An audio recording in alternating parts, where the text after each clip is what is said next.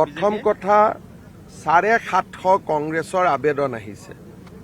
কংগ্ৰেছে কলে আমাৰ ৰেকৰ্ড আবেদন আহিছে, কিন্তু লগত নকলে যে ৰেকৰ্ড মিয়াৰ আবেদন আহিছে।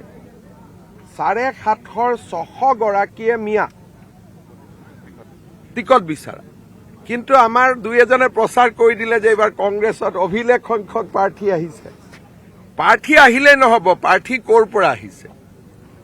প্ৰাৰ্থী অকল মিয়াসকলৰ পৰা আহিছে। 120খন নে 130খন আমাৰ হিন্দু মানুহৰ, বাকী গোটেইবিলাক মিয়াৰ আবেদন।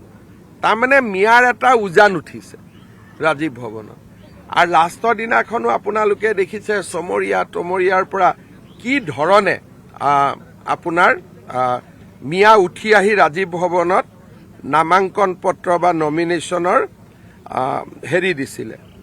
আপোনাৰ তেওঁলোকে এপ্লিকেশ্যন দিছিলে আৰু দুই এজনে সেইটোকে ভাবিলে যে এইটো বহুত ডাঙৰ এপ্লিকেশ্যন আহি গ'ল।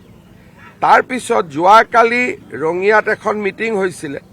মই প্ৰথমতে মিটিংখনৰ বিষয়ে জনা নাছিলোঁ। পিছত গধূলি মোক গোটেই মিটিংখনৰ যেতিয়া কোনোবাই ফটো দিলে, মই নিজে আচৰিত হৈ গ'লো যে এখন কংগ্ৰেছৰ মিটিং হোৱা নাছিল, এখন ইস্তেমা হৈ আছিলে। তাত মিটিং কম, ইস্তেমা বেছি। সেইকাৰণে কংগ্ৰেছ পাৰ্টিটো আমাৰ ধৰ্ম, সংস্কৃতি, আমাৰ ঐতিহ্য সকলোৰে কাৰণে এটা প্ৰত্যাহ্বান হৈ উঠিছে।